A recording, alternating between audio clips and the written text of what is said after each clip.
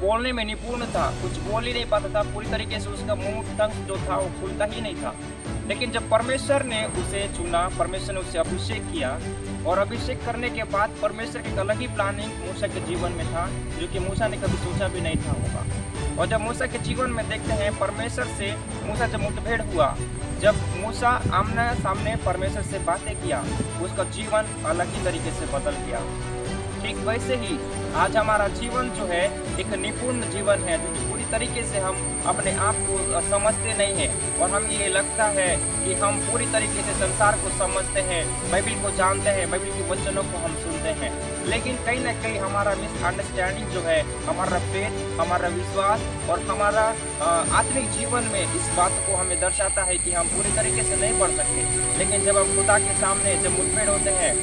परमेश्वर के सामने जब आमने-सामने हम बातें करते हैं, जब हम प्रार्थना में समय बिताते हैं, जब हम फास्टिंग में समय बिताते हैं, जब हम वचन में समय बिताते हैं, परमेश्वर हमें प्रोटेक्ट करता है, परमेश्वर हमें बचाता है, परमेश्वर हमारा दिमाग खोलता है, हमारे बुद्धि और ज्ञान खोलने लगता है। तो परमेश्वर हमारे आत्मिक बातों को हमारे जीवन में वो दर्शन और अलग-अलग तरीके से परमेश्वर हमसे बातें करता है। मैं एक और चीज़ बात आपको बताना चाहता हूँ। जब मूसा परमेश्वर के संग चल रहा था, मूसा जब उस जगह पे लीडरशिप के रूप में काम किया और मिस्र के लोगों को, मिस्र देश से इस्राएली लोगों को जब उस जगह से निकाल रहा था, तो मूसा को वो लोग जो थे,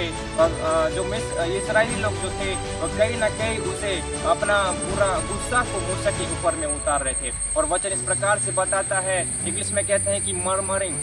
वो अपने आप को कोस रहे थे कि हम क्यों उस जगह से आए। और उसी बात को मूसा को भी ये लोग जो थे, मूसा को ये बोल रहे थे कि तू क्यों हमें इस संसार में मतलब इस जगह से तो निकाल के लाया, तू हमें क्या मारना चाहता है इस जंगल में, तू क्या हमें प्यासा मारना चाहता है, तू क्या हमें ये हमारा जीवन को नुकसान पहुंचाना चाहता है। मेरे प्रियो, मैं आपको बताना चाहता हूँ, आज की सुबह ऐसा ही हमारा भी जीवन है। जब हमारे जीवन में कई प्रॉब्लम्स आते हैं, कई ऐसे बात आते हैं जो कि हम समझ नहीं पाते हैं, लेकिन मैं आपको बताना चाहता हूँ, वचन में लिखा हुआ है कि संसार में जो पौधे और पेड़ और कितने भी जीव जंतु है, जो कुछ परमेश्वर का रचा हुआ है, और एक पत्ता भी अगर हिलता है तो परमेश्वर का वचन कहता है कि उसके बगैर वो नहीं हिल सकता। लेकिन मैं ये बोलना चाहता हूँ आपको, अगर आज आप किसी भी हालत में हो, मैं नहीं जानता हूँ, आप किसी परिस्थिति में हो, मैं नहीं जानता हूँ, शायद आप डिप्रेशन में हो सकते हैं, शायद आप फाइनेंशियल प्रॉब्लम से हो सकते हैं, शायद आप परेशानी प्रॉब्लम से जो हॉस्पिटल में भी आप बेड में पड़े हो सकते हैं। लेकिन मैं आपको बताना चाहता हूँ, आपको किसी को मर्मरिंग करने का जरूरत नहीं है, आप किसी को कोसने का जरूरत नहीं है, बल्कि परमेश्वर हमें इस बात को बताता है कि वो हमारे हमेशा हमारे संग और साथ में है। परमेश्वर का वचन इस प्रकार से बोलता है नियम में, जब प्रभु यीशु मसीह गया,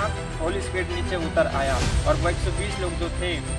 उस दिन में, वो बड़ा एक त्यौहार था इस्राएल में बोल के वचन में लिखा हुआ है। और जब हम देखते हैं बाइबिल में 120 लोगों के ऊपर में पवित्र आत्मा का आग उतरा और वो अन्य भाषा में बोलने और बातें करने लगे। क्या आज आप और मैं प्रार्थना में समय बिता रहे हैं? क्या आज आप और मैं अपने आप को खुदा के हाथ में हम दे रहे हैं? या आज भी हम जिस तरीके से मूसा को लोगों ने बोला कि तू हमें क्यों ले गया है, क्या आज हम किसी को कोस रहे हैं? मेरे प्रिय, मैं आपको बोलना चाहता हूँ, परमेश्वर का आत्मा आज की शाम, आज की सुबह ये आपसे बोलना और बातें करना चाहता है। जब हम खुदा को समझते हैं, खुदा हमें ताड़ना भी देता है और मोहब्बत करता है, प्यार करता है और हमें बहुत सारे ब्लेसिंग्स को हमारे जीवन में ले आता है। अगर हम इस बात को समझ रहे हैं तो मैं आपको बताना चाहता हूँ, परमेश्वर आपके जीवन में ऐसे कर चुका है और आप उसे समय दें कि वो